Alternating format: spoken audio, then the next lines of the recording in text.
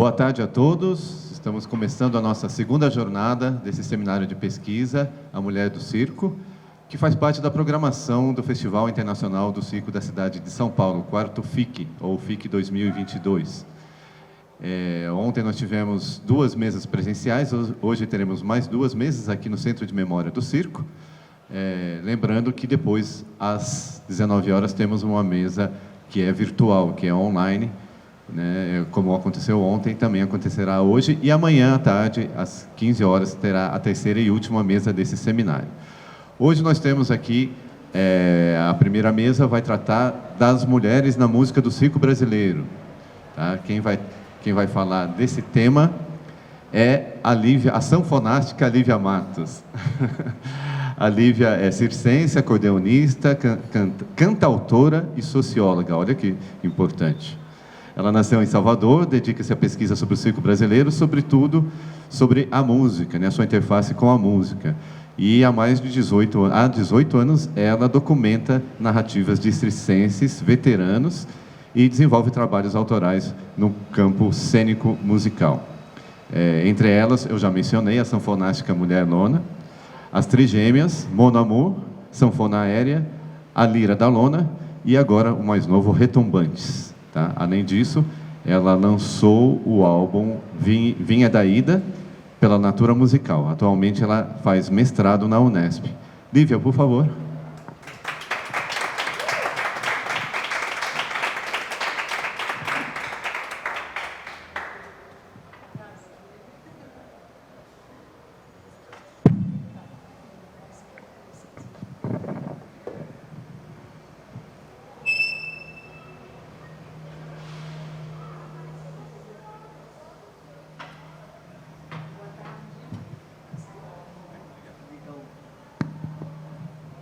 Boa tarde. Testando o som. Ei, 2. Falar de música no circo tem que contar sempre com microfonia. Fala de música. Boa tarde a todos e todas. Respeitável público de casa também, que vai ver depois essa mesa. Acho que com a apresentação de Walter não preciso me apresentar, mas vou falar de outro jeito, né? Eu sou Lívia Matos, nascida em Salvador. Comecei minha história artística no Circo Picolino, um circo muito especial, assim, de beira de mar, com salitre, suor, tudo misturado junto com a linguagem estética muito interessante, muito própria, antropofágica, né, tropicalista, muito autoral, assim, na sua proposta artística. E sempre a música esteve muito presente dentro desse meu fazer circense desde o início, assim, porque fazia parte do cotidiano do circo, né?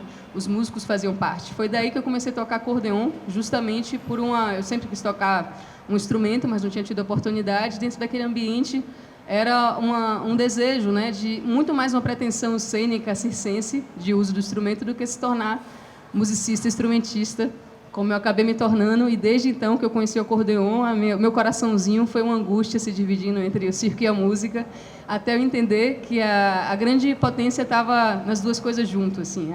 Desde o início veio junto, né, essa interface entre as duas linguagens, e o grande barato era esse, assim. E isso veio muito se configurar quando eu comecei esse trabalho de pesquisa, que tem agora 11 anos, assim, que eu comecei a registrar mesmo memórias de circenses veteranos, assim, narrativas, né?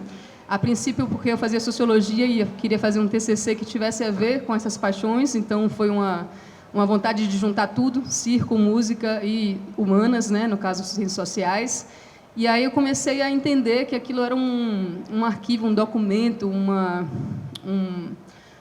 memória, uma narrativa que a gente precisava correr atrás de documentar, porque a gente está lidando com um tipo de linguagem, de arte, de modo de produção de vida, e arte, na verdade, que ele tem muito essa transmissão oral dos saberes, não só dos saberes próprios, assim, nessa corporalidade, para além da oralidade, né? Entender essa oralidade que é além da voz, do que se passa oralmente. A gente está falando de circo, a gente está falando também de corpo, muito. Então, essa corporalidade, né? Ou como diz Leda Martins, essa oralitura, né? Entendendo esse corpo como um lugar que é documento, que é transmissor de conhecimento, que desenvolve e produz conhecimento. Então, é pensar o corpo, minha perspectiva é bem pensar o corpo circense nesse sentido, e eu fui entendendo isso ao longo do tempo, a partir dessas narrativas.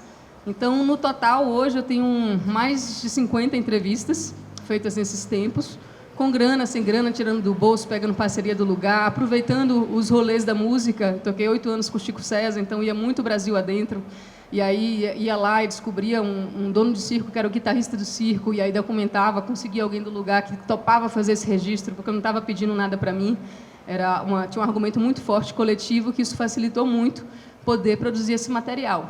Então, a partir desse acervo que eu estou falando, assim, é um acervo que diz respeito ao circo itinerante, acabou começando pela Bahia, estendendo pelo Nordeste, e agora tem um registro de vários lugares do Brasil.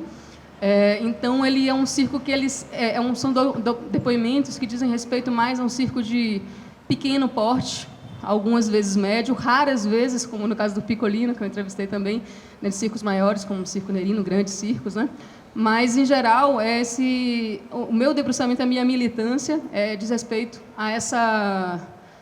de forma geral, a tudo que é não dito, não historiografado, que é a contribuição do circo para a música, a narrativa de circenses veteranos, a narrativa de circos marginalizados que não tem a sua história documentada através de jornais, não tem a sua história, não é possível acessar essa história por documentos, e ela que constitui o circo brasileiro, né? O circo brasileiro não é só constituído por história de famílias de imigrante, por grandes ícones palhaços, ele é constituído, sobretudo quantitativamente, por histórias de muitos brasileiros e imigrantes também, que optaram pelo circo por um modelo de vida, de sobrevivência.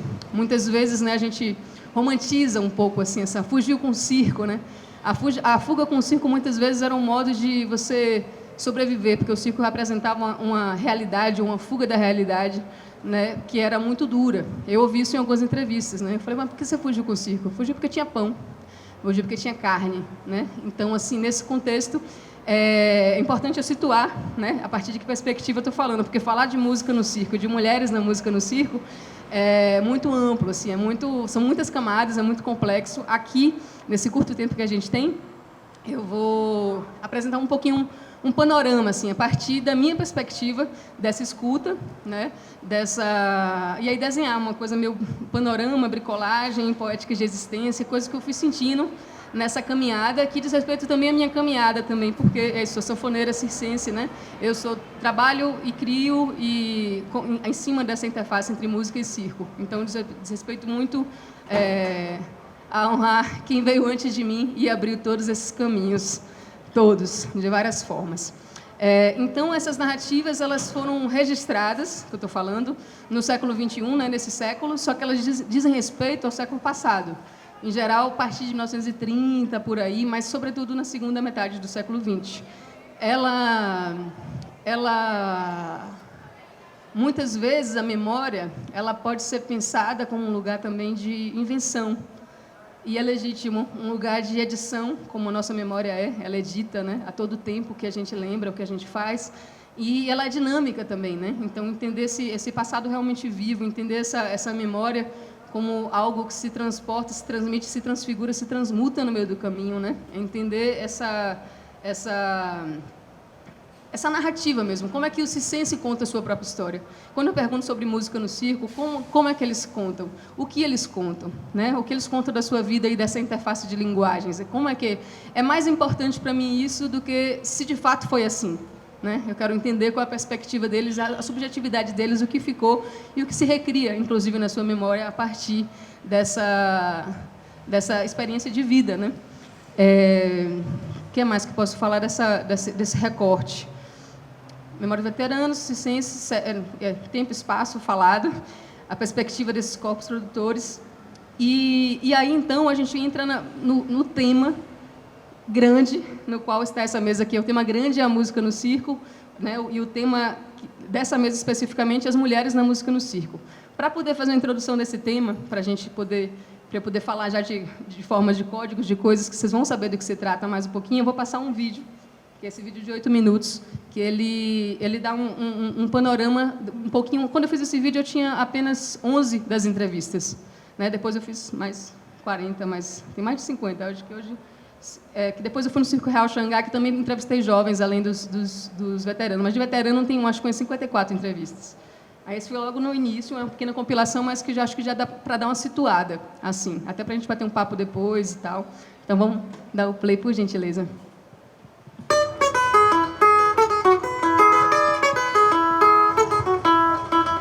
Tinha um cantor no circo e a banda.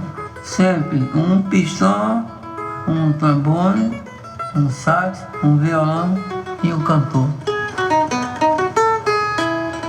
Era a banda do circo, todos os circos trabalhavam com a banda. E era bonito. Tinha circos que tinha uma banda de música, uma orquestra do circo, própria do circo. Era muito difícil contratar uma banda para aquilo, então saía de dentro do circo mesmo. Um ou dois da família se dedicavam, aprendia para passar para outros, para formar a banda. Quando não tinha a banda própria do circo, quando chegava nas capitais ou qualquer cidade do interior, contratava a banda de música da cidade. E ali ia tocar o espetáculo com luz de candeeiro, na voz, e às vezes um pandeirinho batendo lá dentro, um pandeiro, uma sanfona, e a gente tocava o espetáculo. A gente cantava e era com sanfoneiro, era sanfoneiro. Com o passar do tempo, na época, hoje chama banda, mas chamava conjunto. Às vezes na cidade arranjava um sanfoneiro. Chegava a procurar, onde é que tem um sanfoneiro? A maior parte do circo tocava sanfona. Ali tem um pandeiro, ele tem um conjuntozinho, o conjunto dele era sanfona, triângulo, pandeiro e zabumba. Meu circo até eu acabar, até agora, era um baterista e eu não estava aqui.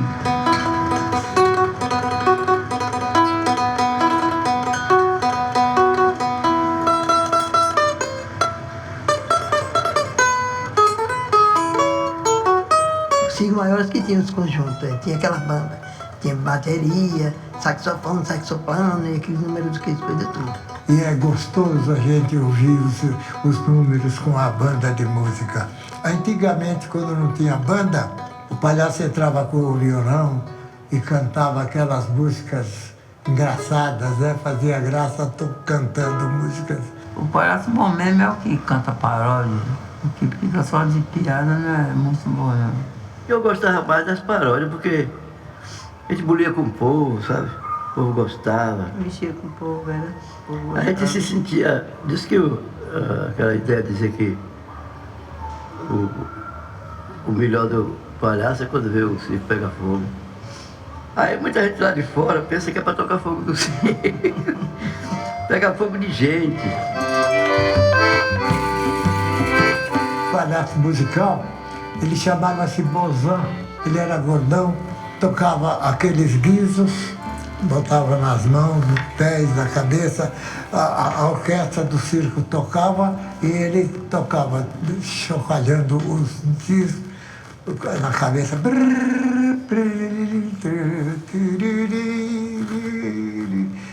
acompanhando a orquestra do circo, né? A gente aprendeu com o circo tradicional como usar, como tratar as emoções, o medo, o suspense, a coragem, o susto, tudo isso é tratado, né, no espetáculo. A hora do susto, tem a hora do susto na música, né? Tem a hora certa que isso vai lá. Triplo salto mortal. Quando o rapaz anunciava, a banda parava, não tocava, só ficava o rufo, né?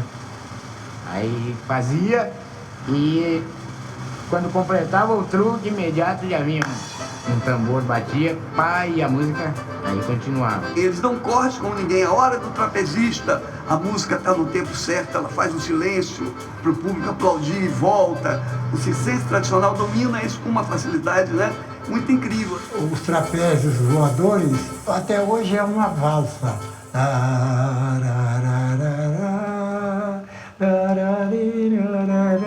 Fosse Malabares, era uma música mais quente, e tudo num samba. Se for um nome de agitado, aí botava o que? Um samba. A música é tão importante quanto a ação do artista no picadeiro.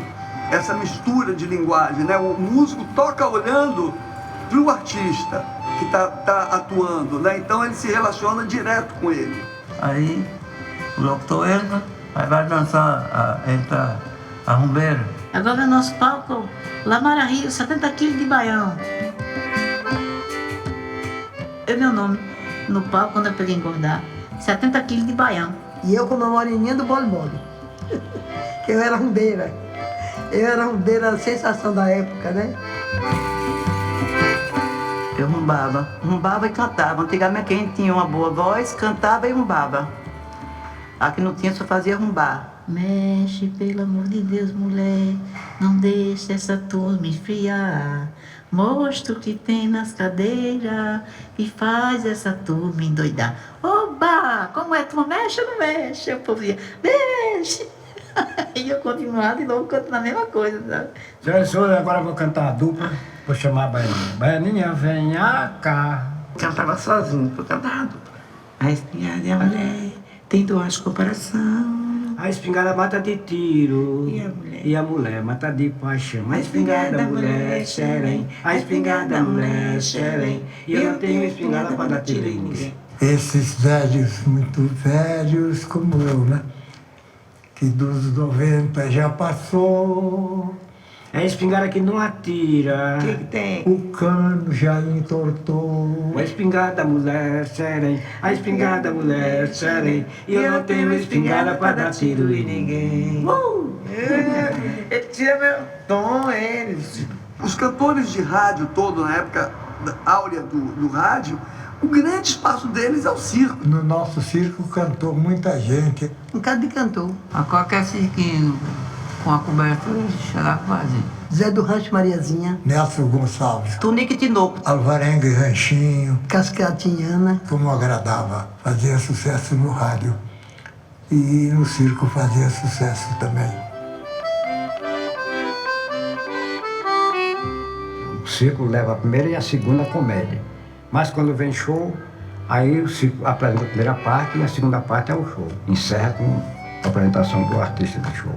E o povo todo ia encher o circo. Era bom. E o artista ganhava e o dono do circo também ganhava.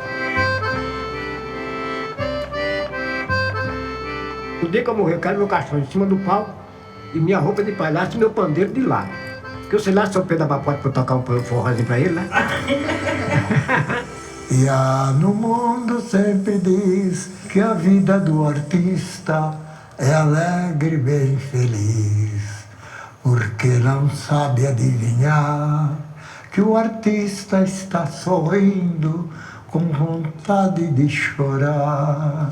São músicas assim, né? Que falava sobre o palhaço, o artista do circo. Tem tanta música, muito bonito mesmo, muito bonito.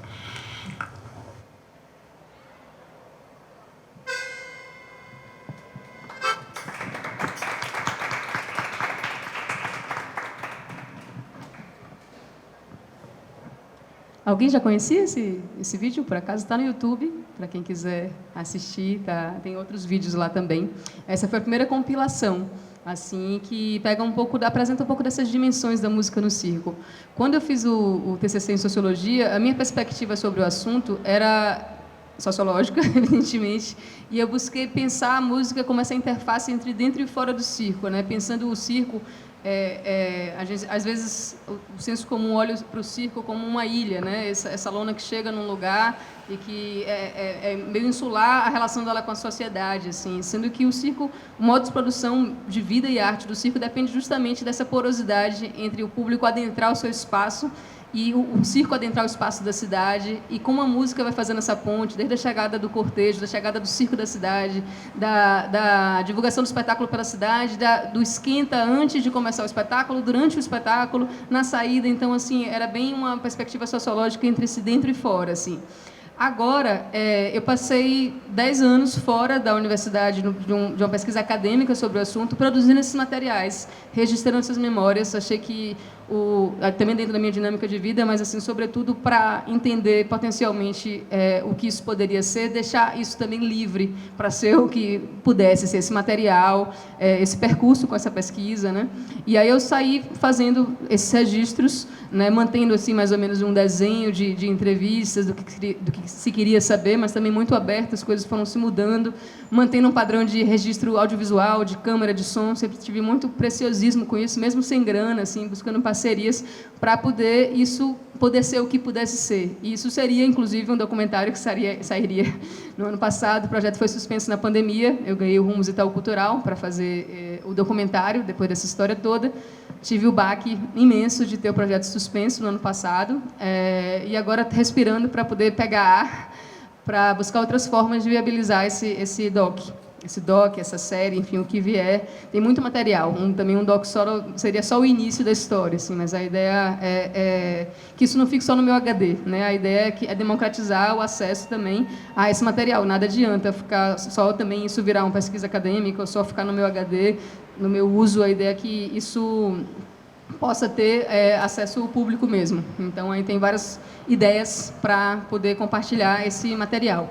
Agora, passado esse tempo de registro de material e tudo, eu entrei no mestrado no ano passado, na Unesp, né, com a orientação do Mário Bolognesi, que eu achei que ia conhecer pessoalmente hoje, porque até então foi online, né, devido a esses tempos pandêmicos que estamos.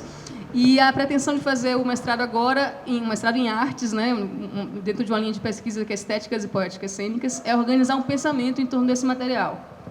Eu já crio bastante em cima desse material, no meu trabalho artístico já bebo bastante dessa fonte, assim, mas como poder organizar um pensamento e compartilhar também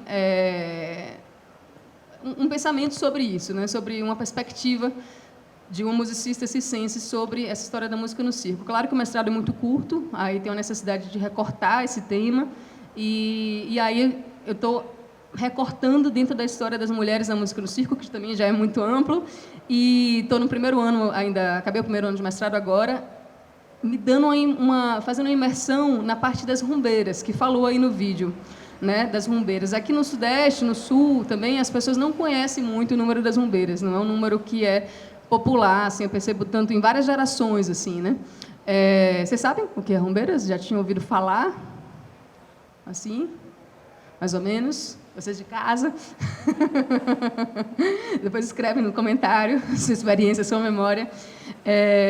As rumbeiras, na verdade, foi a minha grande surpresa, né, dentro dessa pesquisa, porque eu sabia, eu sou da Bahia, né, nos circos que passavam pelas cidades que eu vivi e tal, que eu estava, sempre circo tinha rumbeira, né? E a rumbeira é meio que o cartaz do circo nordestino, assim, porque, assim como o palhaço, né? O palhaço é sempre, né,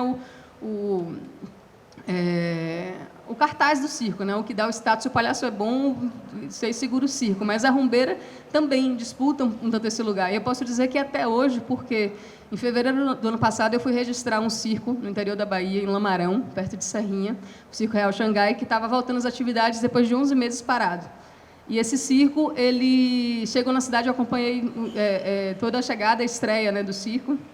E quando chegou na cidade, o pessoal veio perguntar: e aí, tem rumbeira? Tem rumbeira? E aí o depoimento do pessoal de dentro do Circo Real Xangai não, isso é coisa de circo velho, isso o pessoal não quer mais saber disso. Então, assim, sempre coexistem múltiplas formas de circo e de lidar, né, com os assuntos do circo, assim, né? Mas, para mim, nessas narrativas que eu tive acesso, que eu fiz através de entrevistas e tal, a rumbeira sempre apareceu quando eu falava de música no circo. E para mim, era tipo um número de dança, assim. Vou tentar explicar o que é. Evelyn, inclusive do Circo Real Xangai, eu perguntei para ela: para você, o que é rumbeira, assim?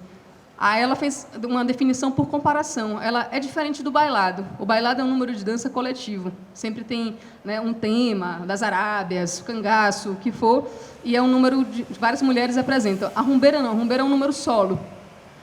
Aí, claro que existiu, né, número de rumbeira que não eram solo, assim. Então, assim, definições são, né, para a gente também contestar e lidar com elas e lidar com as perspectivas, na verdade, a experiência de cada um.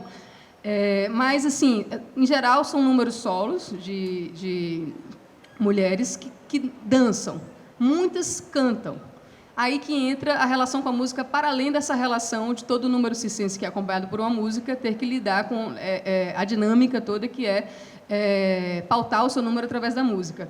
Mas essas rumbeiras os números da rumbeira, quando elas também cantam, e aí nisso a gente entra numa questão de escolha de repertório, de uma autonomia também para essa escolha ou não, dessa autonomia da escolha, inclusive de ser rumbeira. Eu entrevistei rumbeiras que teve uma específica assim que ela odiava ser rumbeira. Ela era rumbeira porque o pai dela, que era o dono do circo, forçava ela a ser. E chamava ela o nome de rumbeira dela também ela odiava, que era Diabo Louro. Ela não gostava assim desse número. Quando ela lembra de ser rumbeira, ela lembra com muita raiva, assim, essa narrativa especificamente, assim. Já outras gostavam muito, assim, gostavam inclusive porque aí dentro dessa questão das rumbeiras no circo tem diversas polêmicas em relação à mulher no circo, a objetificação do corpo, a sexualização, tem várias camadas aí que são polêmicas para a gente discutir aqui junto, para a gente, né, porque quando a gente pensa com um lugar de autonomia de escolha para ser, é uma coisa, né? Ou para ser dentro de um contexto de modo de produção de vida e arte, é uma coisa. Agora, quando é forçada a fazer também, é outra história. Então, acho que tudo pode ser visto a partir da narrativa, subjetividade de cada um, da experiência de cada um. Mas, voltando à história da música, né, pensando assim, dentro dessa dimensão que vocês viram no vídeo, né, da música no circo, pensando em que lugares eu consegui colher nessas narrativas, falando mais sobre as mulheres. A rumbeira foi a grande surpresa mesmo, assim, onde mais apareceu o que eu não esperava. Porque eu não esperava esse lugar do canto, né? Esse lugar de um número que vai para além também, quando a gente pensa em rumbeira, mas então quando cantava rumba, dançava rumba, era muito além, era bolero, samba, baião, o que elas quisessem, o que tivesse em voga, né? O importante era o que funcionasse, né? A gente lida muito com essa coisa do agradar, do comunicar, do funcionar, mas também do propor. Então, assim, muitas falam, quando eu pergunto o que elas cantavam, tinha um samba que eu gostava muito, que era que meu pai cantava para mim, então nem era uma coisa que estava em voga na rádio, mas que tinha uma memória afetiva, ela sentia bem. E aí, em geral, tem, assim, nos depoimentos eu vejo que tem 2 momentos do número. Um momento que é esse lugar do canto, que às vezes pode ser meio serestoso mesmo, e o lugar da picardia. O lugar, né, das músicas os forróis, os shots, as emboladas, várias músicas que têm um duplo sentido, triplo sentido, que elas brincam, né, com essa movimentação, esse gestual, inclusive da relação da letra com o corpo no seu número, né, na sua história.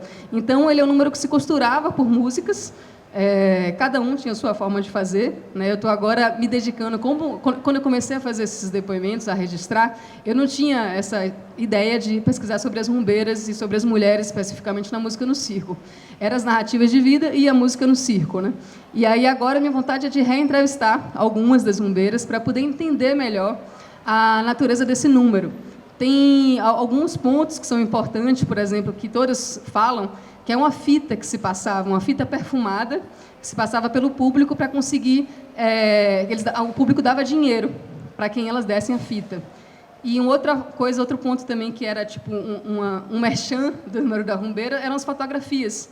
As fotografias trajadas de rumbeira.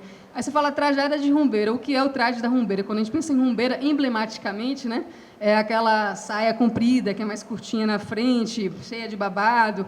Muitas rumbeiras mais antigas ficam muito chateadas dos trajes das rumbeiras hoje, né? Mas assim, isso vai também do que é uma transgressão na época, né? O que é a transgressão da época hoje, né? Como é que pode se transgredir se no que passa na televisão né? Como é que você vai além disso, né? Já vi, por exemplo, Alceu Valença falando que ele ia no circo porque dava para ver o joelhinho das rumbeiras. Então, assim, na época dele, mostrar o joelhinho já era o lugar da transgressão, assim. E, inclusive, pensando nessa questão das polêmicas e problemáticas, e qual a relação da mulher com isso? Também pode ser um lugar de transgressão. Pode ser um lugar de objetificação, né, da mulher com essa posição de sexualização do corpo, mas pode ser um lugar de transgressão, descer e se mostrar como ela é. Então, são várias camadas, é complexo falar desse assunto, assim. Uma outra instância dentro dessas narrativas circenses que aparece como um lugar forte da música do circo, e aí já não é mais tanto só dos circenses, mas das mulheres que fazem parte dessa música no circo, que passam pelo circo, que são shows no picadeiro. Né? Diversos artistas, como a gente viu aqui no vídeo, né, fala uma hora, artistas da rádio, da TV, usavam o circo, era um grande difusor de repertório, um grande lugar, era um lugar que disputava a cena no mercado cultural como um palco mesmo, né, para diversos artistas. E artistas da música era a oportunidade de ter o tete-a-tete com o público. Imagina, uma estrutura, um centro cultural itinerante que chega onde muitas vezes não tem outra estrutura e que se faz com outra estrutura para o público que, sei lá, não conhecia Nelson Gonçalves, só conhecia pela capa do LP, ver ele ao vivo a primeira vez. E quando você pensa, pô, Nelson Gonçalves ia no circo, diversos artistas iam no circo, e em vários, como é que eu posso dizer, em várias escalas, né, de condições materiais de existência. Tinha gente que chegava com avião, mesmo, já ouvi relatos que chegavam com avião, gente que não chegava, falava que ia chegar e não chegava, e o circo ficava mal na cidade, porque o show foi divulgado e o artista não foi. Muitas vezes os circenses também faziam isso, divulgavam porque estavam precisando de um dinheiro para levantar a lona para ir para outra praça, e aí saíam e nunca mais voltavam naquela cidade. Mas, assim, os shows no Picadeiro é um lugar que é muito presente, né, das cantoras, principalmente, né, do rádio, da TV, artistas locais. Muitas vezes a gente pensa assim, rádio da TV como uma coisa nacional, né? Mas quando a gente pensa o Brasil, a dimensão continental dele, né, a gente, até hoje, quando você pega um censo, 70% da população brasileira é interior. A capital acha que faz a edição do Brasil, né? Mas, assim, o Brasil é Brasil adentro mesmo, assim, né? Então, assim, se você pensa que hoje as condições materiais de existência já são muito díspares, né? Imagina isso tempos atrás. Imagina esses circos também que têm condições variadas, né? De materiais e de existência, tudo. Como é que é produzir a música no circo? Então, aí você vê no depoimento de Dona Neide, né? A gente chegava e fazia com luz de candeeiro e pegava o sanfoneiro do lugar. Então, assim, aí muitas vezes era no gogó, já outros têm uma estrutura de som. Então, assim, tudo isso muda, inclusive, essa relação de escuta e a oralidade do público, né? Na minha concepção, assim, o público ele faz parte do espetáculo circense, ele constitui o espetáculo circense. O espetáculo é bom ou ruim, sobretudo nessa relação que se faz com o público. Pode ser o mesmo espetáculo, mas, assim, um dia criou uma relação, no outro criou outra relação. E isso é uma relação, sobretudo, de escuta, né? Uma relação que ela é entender a escuta como um lugar que não é passivo. A escuta como, inclusive, tenho gostado muito de uma perspectiva da escuta, que é a escuta da performance, né? E isso no circo acho que tem muito a ver, que a escuta é performática, no sentido de dar forma ao que você ouve e como você interage com ela, né? Isso no circo tem muito a ver, assim, eu tenho pensado muito sobre essa questão da oralidade e do circo dentro dessa constituição. Mas, voltando ao nosso assunto, os shows no Picadeiro é um lugar, né, com artistas como Ângela Maria, as duplas caipiras, né, Ianho, da Cascatinha, artistas locais, que, numa dimensão de locais, eram super famosas naquela localidade, por mais que você nunca tenha ouvido falar, e que tinham o circo como um lugar, um palco mesmo, né, para poder se apresentar. Como é que acontecia esses shows no Picadeiro? Em geral, os espetáculos desses circos itinerantes que eu estou falando, eles tinham duas partes. A primeira parte era o espetáculo de variedades, a segunda parte, ou circo-teatro, ou um show de música. Às vezes, já houve relatos de ter três partes, de ter o espetáculo de variedades, o circo-teatro, que muitas vezes, inclusive, a música era a música-tema, que, a partir da qual se criava um enredo, e vice-versa, né? E a terceira parte, que seria o show de música, né? Então, assim, poderia acontecer até de ter três partes. É interessante também, porque quando a gente pensa... eu fiquei, na verdade, assim, eu estou me debruçando sobre entender, né, justamente dentro desse material que eu tenho, onde a mulher aparece na música no circo, né? E aí, dentro dessa instância dos shows no Picadeiro, é interessante porque muitas vezes eram pessoas de fora que faziam parte da música no circo no determinado momento. Algumas vezes, como, por exemplo, na hora do rádio, né, números musicais que se criavam fazendo parte do espetáculo circense, eram os próprios circenses que faziam a música no circo, assim. E aí, dentro dessa parte dos shows no Picadeiro, tem também, além das cantoras, instrumentistas, né? Por exemplo, a Adelaide Quioso, né, uma sanfoneira. Eu vou puxar sempre a sardinha para a sanfona, porque eu sou sanfoneira, né?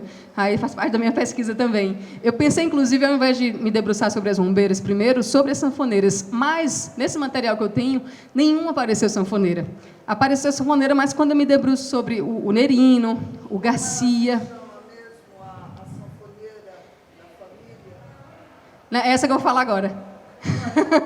Alda Lima. Ela mesma. Alda Lima, do Sete Pierrot da Lua. Essa que eu vou chegar agora. Então, mas assim, nos relatos ela aparece, assim, muito, assim, na verdade, 2 entrevistas ela aparece, assim, en passant. Fora isso, eu sei da Carola Garcia, da Juanita Vance, assim, de pessoas mais do grande circo, dos circos maiores, que aí não está tanto dentro do meu material. Aí, nesse recorte de pesquisa, eu falei como posso falar do que ainda... dar uma contribuição do que ainda não foi muito falado, assim, né? E aí eu entrei nas rumbeiras, mas claro que dentro disso vai entrar as sanfoneiras também, porque, afinal de contas, estão falando de sanfoneira circense, né?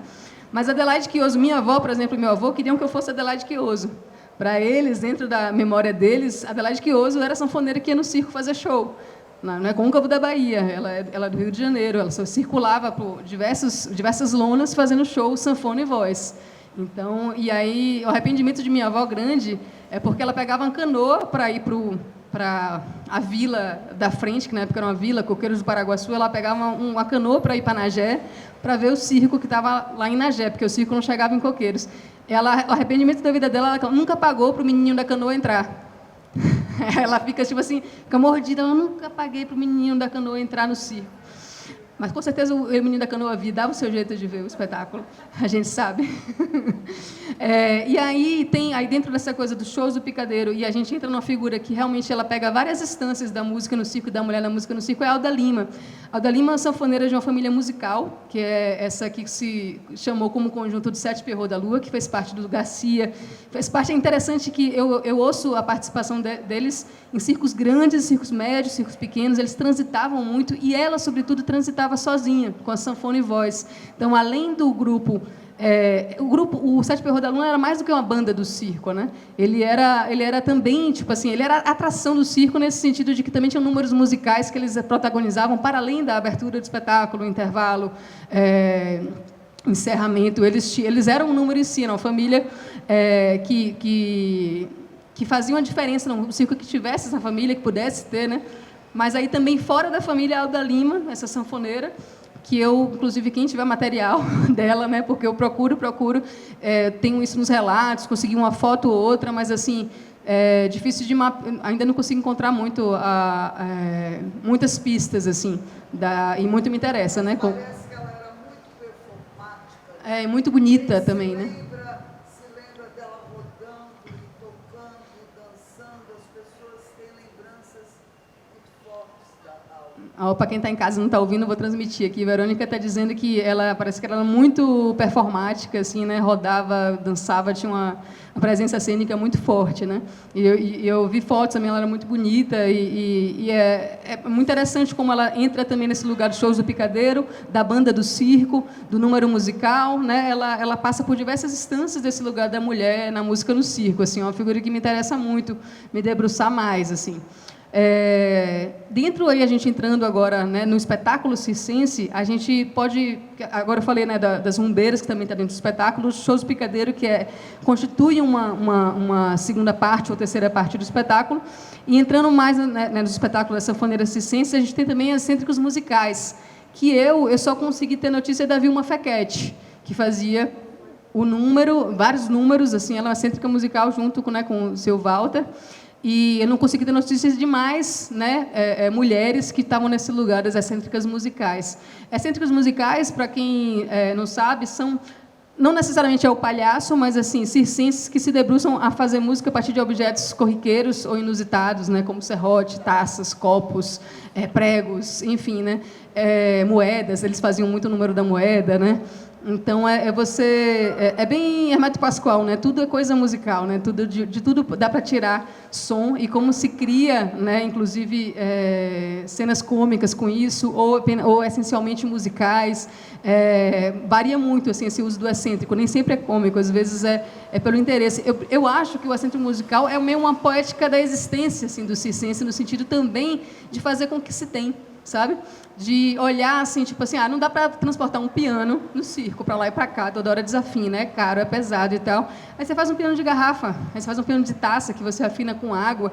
Então, acho que a partir da própria... É uma estética do precário, assim, a partir do próprio limite se cria um marketing. Porque aí o cara vai no circo porque tem um cara lá que faz piano de taças, que faz piano de garrafa, né? Então, é muito interessante como isso revela assim, uma filosofia, um modo de se operar mesmo assim, né, na vida, assim, de fazer com que se tem e fazer disso a sua própria potência. Assim. Eu acho muito poderoso. Né?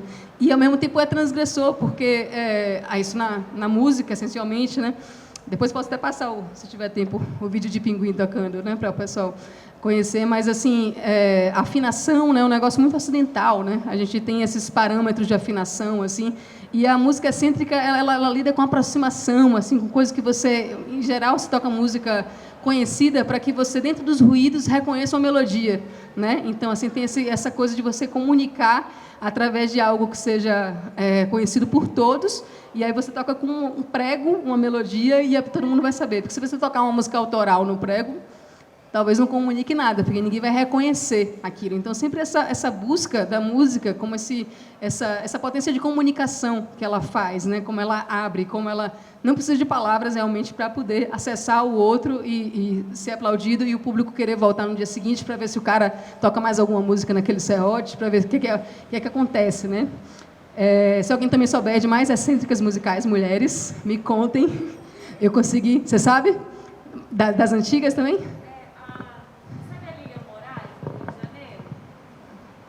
A Lilian Moraes, do Rio de Janeiro, fazia parte da bicicleta. oficina. Ela... Não sei se é da bicicleta. Ela toca sinos, né? E ela aprendeu com treme-treme e currupita, que eram uma geração anterior, né, da dela.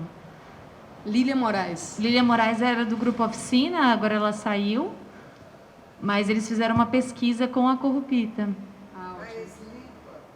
Ela era da Slipa, isso. Ótimo. Conhece a escola de palhaço? Sim, eu conheço. Tem uma pesquisadora lá de excêntricos musicais que é do Rio. Eu achava que era ela, só que ela era mais jovem mesmo. Que ela tá... a Lilian Moraes. É mais jovem que eu. É jovem. Maravilha. Então, vocês aí de casa também que souberem de outros excêntricos musicais. Mas, assim, dentro do espetáculo circense, um outro lugar muito presente dentro dessas narrativas de circenses veteranos que a mulher aparece muito fortemente é o número de dupla.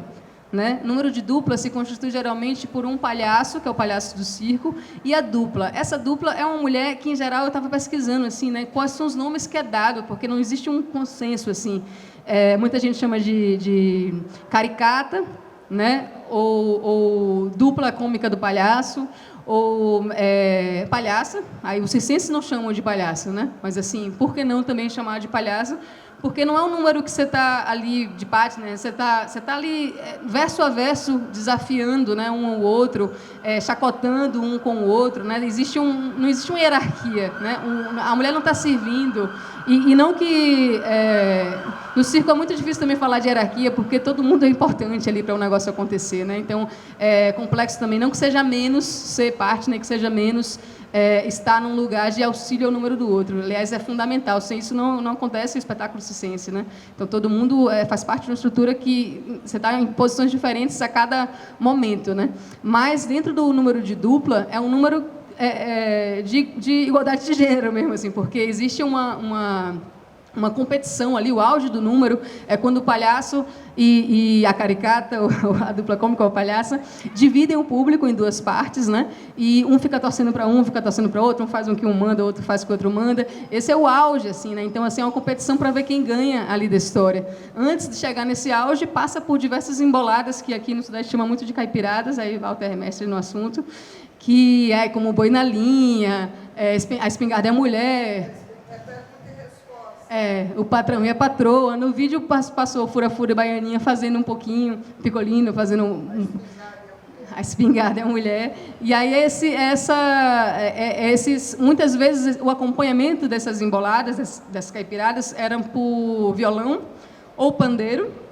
Então, violão e voz ou pandeiro e voz, mas muitas das vezes, né, por palmas.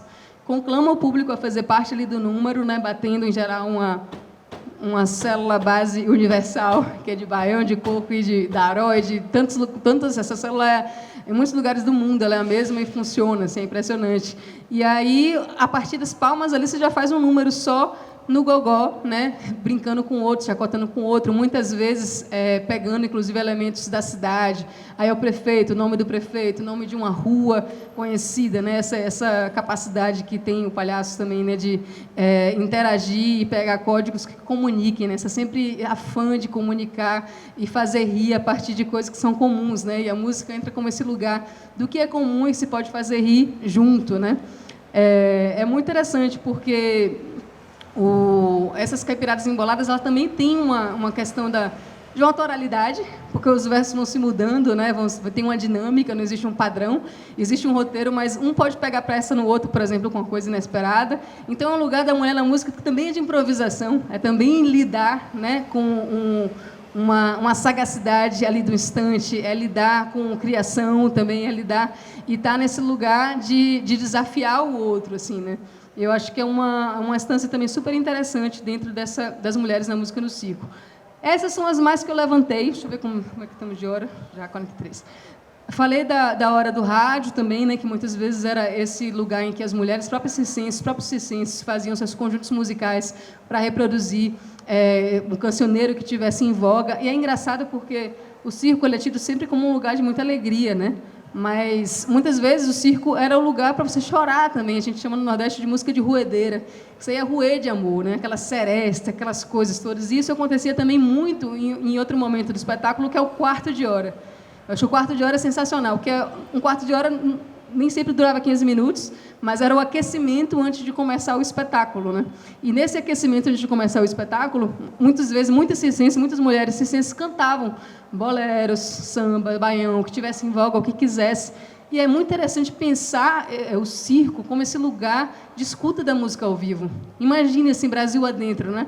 Quais eram as oportunidades, as possibilidades de se ouvir uma banda, se ouvir aquele repertório.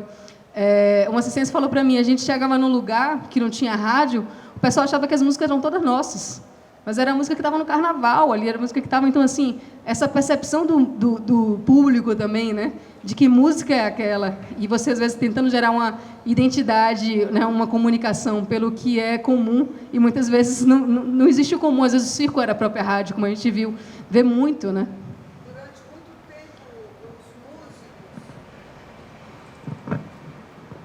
Você deve saber disso, que os músicos chamavam o circo de boate de lona, né?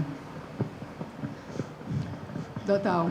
Boate de lona é exatamente porque é doido pensar também como o circo ele fazia parte dessa possibilidade de trabalho para a música, né? Era um lugar que hoje a gente não vê assim, porque exatamente se parou de ter banda no circo, né? A gente tem outras, o circo foi sendo marginalizado cada vez mais para longe dos centros da cidade e mais difícil de subsistir mesmo, né? Muito difícil encontrar um circo da metade do século XX, um circo, um músico que não tenha passado pelo circo, né? Até Roberto Carlos passou. Muitas vezes passava Gonçalves passou. Todos passaram. É difícil encontrar um que não... E é uma relação interessante entre o circo e esses meios de comunicação de massa, porque é isso, né? A indústria fonográfica começou com palhaços, né? Agora existe uma invisibilização do circo dentro da história da música. Na verdade, meu trabalho é um trabalho muito de militância nesse sentido, né? Porque eu sou da música também, e quando você lê a história da música brasileira de várias formas, são poucos, tipo, como Tinhorão, né? Que falam do lugar do circo, assim, devidamente, né? E ainda assim poderia falar mais, assim, porque o circo ele é um grande difusor da música, dos repertórios, dos músicos, de intercâmbios de ritmos e lugares. Você pensando nesse Brasil de dimensão continental, pegar um folguedo lá do interior de Pernambuco, levar lá para o sul. Então, assim, muito se criou e recriou embaixo da lona, assim, da música. Ela foi um grande difusor mesmo, assim, um lugar ao vivo, da escuta ao vivo da música, é uma coisa muito preciosa, né? Chegar num lugar que não tem rádio, ou que tem rádio, só tem rádio, não tem outro lugar para show, né? E ser esse centro cultural ambulante que chega onde muita outra coisa não chega, e vai lá Luiz Gonzaga e faz show, e vai lá Nelson Gonçalves e faz show, e esse é o lugar que você consegue ver pessoalmente o cara, é o circo, assim. A gente tem um Brasil constituído por memórias que foram construídas embaixo da lona, e pouco se fala sobre essa memória, e pouco se fala sobre a contribuição do circo para a música no Brasil, né? Para o desenvolvimento da música. É muito grande, é muito grande. E aí agora o desafio é pensar também, assim, que o desafio no sentido de que não está historiografado, né? Esse lugar das mulheres dentro da música no circo, né? Onde é que estão as mulheres dentro dessas diversas dimensões da música no circo que foram apresentadas, essas diversas camadas, e como faziam a mola girar também dentro de tudo isso, e como isso, então, como se fossem camadas de invisibilização, né? Não se fala sobre a música no circo, a contribuição do circo para a música, não se fala sobre as mulheres na música, não se fala sobre as mulheres na música no circo, não se fala sobre esses circos pequenos e médios que não se tem nada documentado, não se tem anúncio no jornal, não se tem, né? Só se pode contar com a oralidade, com a memória, com a corporalidade, com o que o corpo transmite e reconhece como narrativa de vida, né? Como experiência. Eu acho que eu fico por aqui agora para a gente poder abrir para o debate, abrir para debate, conversa, mediações, apontamentos, memórias e afins. Lívia, eu fico aqui...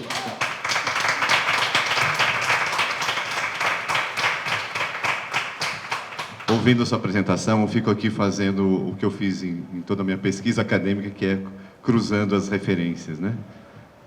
Então, você fala de uma figura, que é a rumbeira, que, dentro da cultura brasileira, acho que desde a década de 20 ela está presente. A própria Carmen Miranda criou o seu tipo a partir dessa figura da rumbeira. Então, ao mesmo tempo, você diz que, apesar do nome, ela não está ligada efetivamente ao gênero, né? E sim à dança e ao canto. E quando você fala dessa presença da rumbeira, que tem um tom de picardia, de malícia, né? Aí eu já vejo uma influência da própria cultura popular, por exemplo, no Nordeste, que é muito comum, né? Seria aí uma influência das pastoras, por exemplo, né? Então, eu começo a perceber, na construção dessa figura da rumbeira, essas referências. Também, roubando aqui uma fala da Maria Silvia, uma referência das próprias vedetes, né? Dentro da constituição desse... Então, ontem, ela falava das vedetes, por isso que eu estou mencionando. Então, fica bem claro que, dentro do circo, é uma figura muito construída a partir dessas referências cruzadas, dessas hibridizações, como a gente chama na academia. Eu queria saber como é que você está vendo isso. Maravilha. Pois essa é uma pesquisa em processo mesmo, né? Estou agora no mestrado imergindo sobre esse assunto das rumbeiras para ver como é que ele vai estar na dissertação, se vai ser realmente o assunto, se vai ser uma parte dentro dessas instâncias das mulheres na música no circo. E tenho me debruçado sobre justamente de onde vem, porque no circo a gente tem uma coisa que é muito comum, que são esses ritmos gênero, né, tipo o lundu, né, que são dança e ritmo musical, que eles são apresentados dentro do circo de diversas formas e muitas vezes tem um lugar do circo como esse gabinete de curiosidades, né, de música do mundo. Então, assim, no Circo Real Xangai, por exemplo, que eu fui em fevereiro, tinha lá o número que era do Egito, por exemplo. Então, em que lugar, em algum momento, a rumbeira não começou sendo, supondo, né, um número desse, né, de bailado, de rumbeira, de música cubana, porque também quando a gente cruza isso com a história radiofônica, a gente vê que era um momento de ápice da música cubana, da música latina, da música mexicana, do cinema mexicano. Aí estou chegando nesse ponto agora, que é entender a influência do cinema mexicano na Constituição. Circo também é muito Exatamente. Forte. O cinema mexicano, eu estou vendo assim, o quanto ele tem essa figura que se emblematizou dentro do circo como a figura da rumbeira. E aí entender isso assim, na música, do que se tocava no rádio, com o que se estava no cinema em voga, né? Com, por exemplo, a Revolução Cubana, lá em 60, né? Como isso estancou também uma difusão, né, dessa música. E o que ficou aqui de resquício que se tornou hoje, que é esse número que todo mundo quer ver até hoje, né? No circo, sobretudo no Nordeste. Assim. Então, eu estou abrindo esse leque de possibilidades para entender... o Ovo e a Galinha também, né? Carmen Miranda bebeu nas rumbeiras do circo, as rumbeiras beberam em Carmen Miranda, né? Que figura é essa aqui, camadas Pode ser, e eu acho que vai ser um leque de suposições, na verdade. É um fenômeno de circularidade. Uma apropria da outra e aí se constrói. E vai se reproduzindo, assim, né? É interessante. Eu acho que... E é interessante ver como também tem uma dinâmica, não é uma coisa que se congela e vai, né? Porque a gente tem essa questão das tradições, né? Pensar a tradição como invenção também, né? Como diria Hobsbawm, assim, mas ao mesmo tempo a gente tem um purismo, né? Então a gente quer que a rumbeira seja aquela rumbeira que era antes. A rumbeira hoje de fio dental, quase sem roupa, aí as outras rumbeiras ficam super chateadas. Então você fica assim, em que lugar também isso é uma dinâmica, né? E a gente não está sendo preconceituoso como foram com o samba lá atrás, né? Então assim, são muitas camadas que eu acho que é sempre importante essa posição de relativizar, né? Por mais que a gente tenha, né, tantos valores, questões políticas, éticos e tal, vamos relativizar a nossa própria perspectiva, né? Porque tudo que a gente está analisando parte da perspectiva. Eu, querendo ou não, eu sou a sanfoneira circense, de onde eu vim e tal. Então tem que relativizar, não tem jeito. Bom, abrindo o microfone.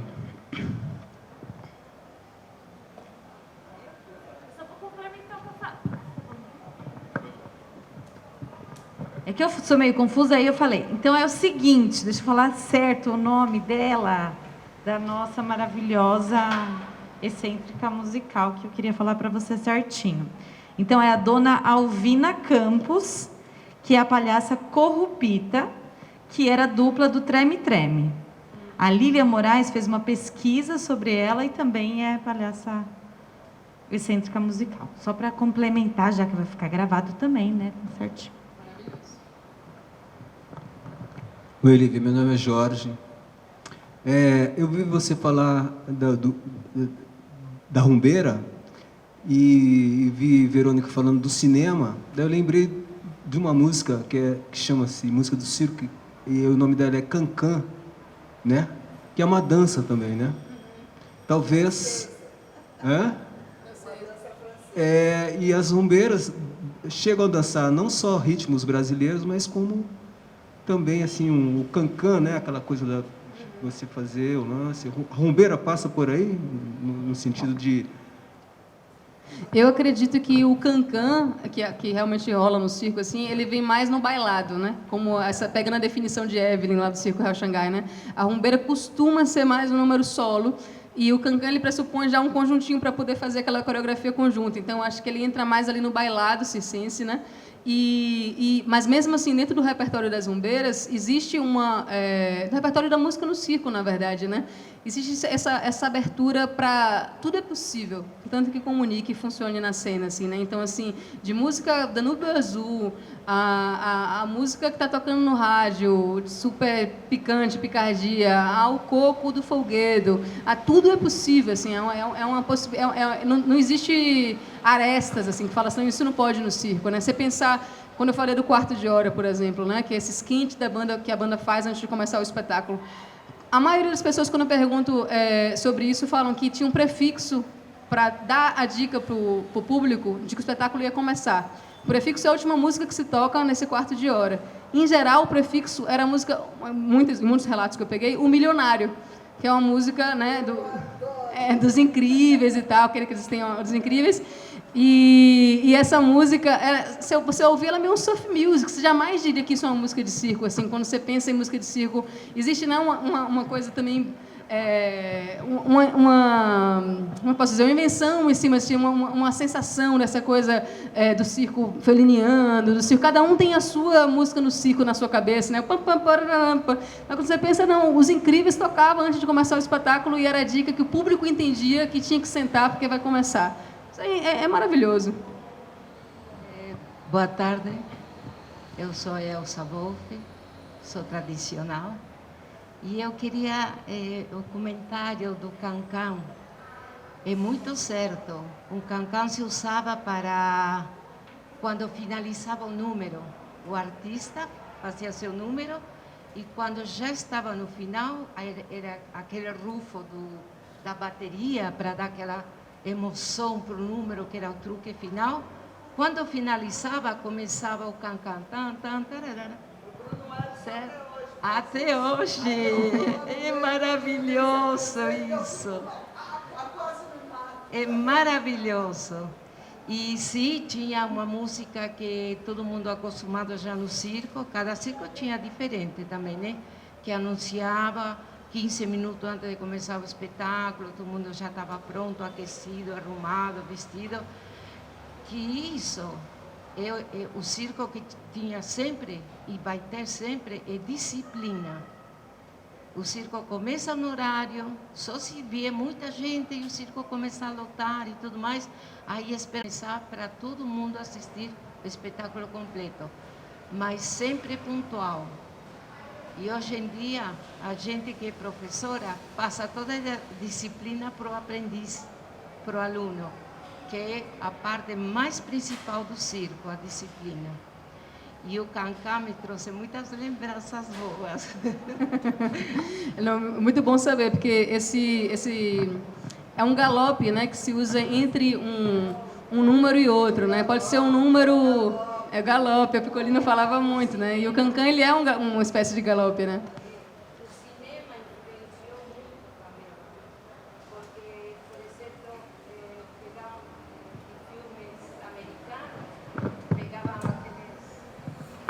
Sucesso, por exemplo, uma Odisseia no Espaço, aquela música e tudo, eles colocavam lá para o pêndulo e faziam aquele suspense, aquela emoção, sabe? Então a música no cinema influenciou muito também no circo. Isso é muito bacana. É muito interessante essa relação toda do circo com o cinema, né? Inclusive, assim, de filmes que estavam famosos, todo mundo indo, aí o circense ia lá, anotava um roteiro e fazia uma recriação, uma transcriação em cima daquele roteiro numa espécie de circo-teatro, né? Para poder ter aquele chamariz. Se era faroeste, era faroeste. Se era o que fosse, né? Essa capacidade do circo realmente de dialogar, de entender o que está em voga. É sempre contemporâneo mesmo, porque está sempre relacionando com o seu tempo, né? Eu vou contar uma anedota que aconteceu comigo. Né? Eu fazia um duplo trapézio com minha irmã e ele era giratório. E no circo onde nós estávamos eram músicos, né? Profissionais, tinha uma pequena orquestra. E eles sempre se atualizavam. Então chegavam na cidade, procuravam as músicas que estavam de moda, ia lá e comprava as partituras. E eles colocavam um número, às vezes a gente nem sabia. E tinha de moda uma música que chama O Vô do Besorro. Alguém conheceu essa música? É horrível. É aquele que o som do besorro o tempo inteiro. E eu entrei a trabalhar com minha irmã e, de repente, quando subo no trapézio e começo a girar, eles me põem essa música. Eu quase despenquei de tanto que eu ria lá em cima. Porque é uma música horrorosa para um número de trapézio giratório. Foi horrível, mas muito divertido. Maravilhoso, né? Porque é muito essa experiência dessa relação da música com o corpo do circense, né? Tipo, é dialógico, né? É um diálogo que se faz ali, né? Não existe uma coisa que é mais que outra. Uma coisa, né? É uma relação que se cria ali, que se faz, que não tem como o músico tocar sem estar olhando o que está acontecendo no picadeiro, né? Realmente tem que estar muito, né? E dessa praia que eu vim, né? Comecei a tocar sanfona no circo, né? Depois que fui para os palcos, assim, e fico lá e cá e nessa angústia de conciliar tudo dentro desse coraçãozinho. Lívia, te chegou mascotinha? Não. Mascotinha? Não. Não sei se você vai encontrar. Quem me falou de mascotinha foi Edinaldo do Egito. Ele tem um teatro no nome dele, com o nome dele, Edinaldo? João Pessoa. Edinaldo do Egito. É um ator de João Pessoa. E ele me falou muito da mascotinha, que a mascotinha era quase a versão feminina do Seu Roger, de tanto sucesso que ela tinha. Inclusive, ela deu nome a uma cachaça, mascotinha. Eu não sei, é lá da Paraíba, que Edinaldo é de lá. Outra coisa, eu vi você falando do tipo de música, a mim me chegaram 2 relatos que é da música religiosa africana com as rumbeiras, né? Tanto do Jorge Amado, quando ele fala até os brancos estão na cadeira vendo as nádegas, os peitos de Rosenda Rosedá, mas os negros estão na geral, é Xangô que baixou. Linda Paz, no depoimento que ela me deu, uma rumbeira no Circo Nerino, ela começa a cantar toda a música africana. Xangô, Xangô, Xangô, e aí ela tem uma hora que fala, aí começava o batuque, eu tinha um cabelo muito bonito e eu jogava o cabelo para lá e para cá. Aí ela falava assim, eu tinha uma manifestação, eu fazia uma manifestação e circulava todo o picadeiro. Eu acredito que tem muito, Jorge Amado tem razão, tem muito da dança religiosa. Ele até fala macumba braba, e o circo, e aí tem uma hora que ele fala, o circo é só nádegas da Roseira.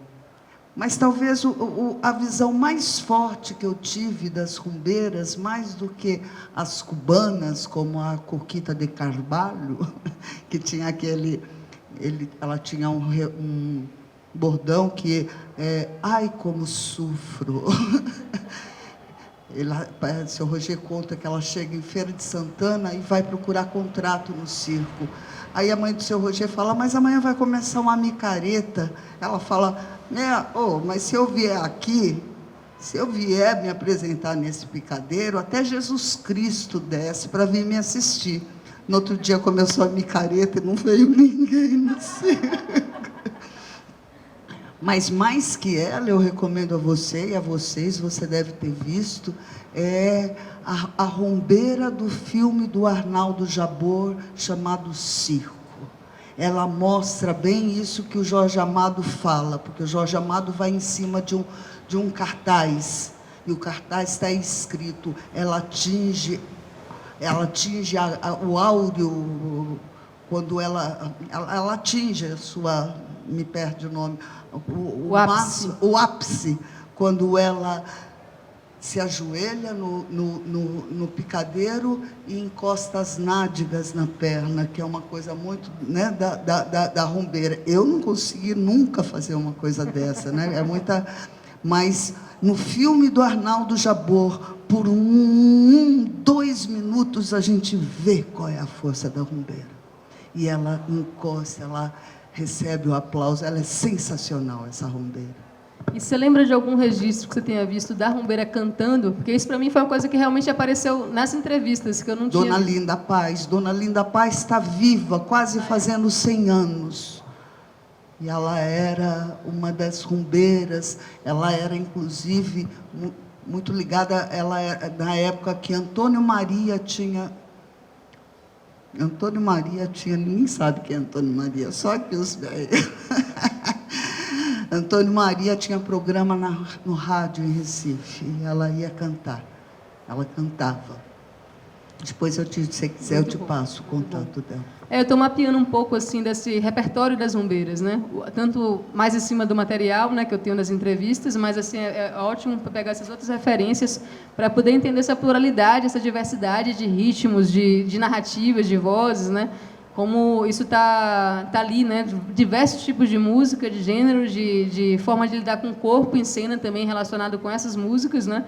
Onde era cantado, aí tinha um lugar, em geral, a rumba ou o mambo entra nesse lugar da música instrumental para elas dançarem, né? Elas dançam, porque também cantar e dançar rumba junto, né? É um negócio. A manifestação. Eu fazia a manifestação. É lindo. Muito lindo.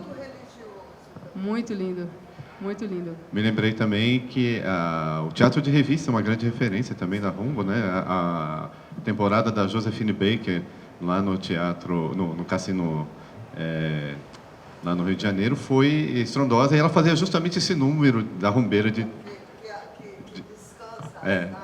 nas pernas, e foi uma grande referência também.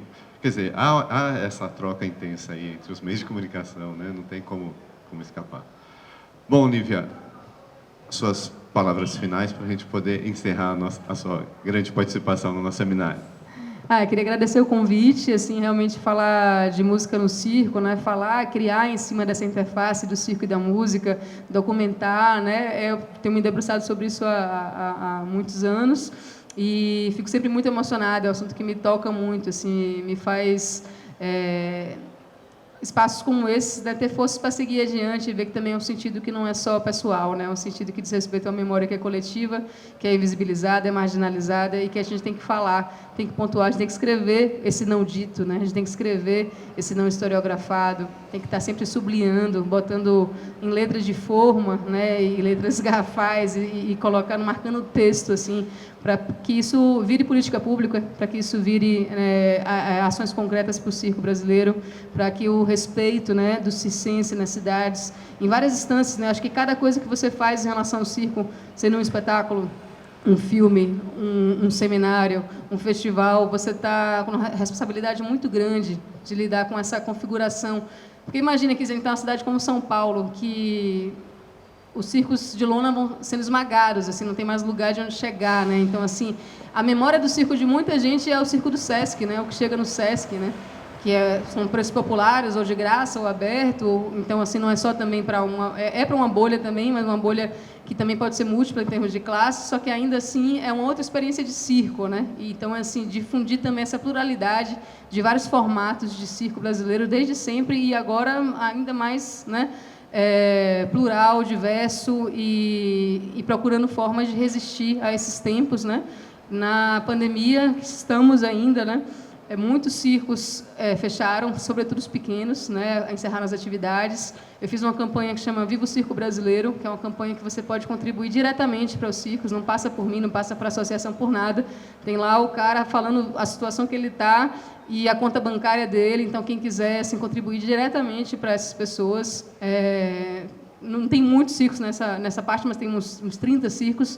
É uma forma de contribuir diretamente, ainda assim é assistencialista, mas é emergencial ao mesmo tempo, na situação que está vários circos hoje. Muitos já realmente suspenderam as atividades e os circenses foram procurar outras formas de estar e ser e existir nesse mundo, porque não está fácil para ninguém. Imagina para quem vive dentro de uma estrutura de produção de vida e arte que é itinerante e depende justamente que o público de fora adentre o seu universo de dentro, né? Então, vamos fortalecendo, né, o circo itinerante brasileiro, o circo brasileiro e viva o circo brasileiro!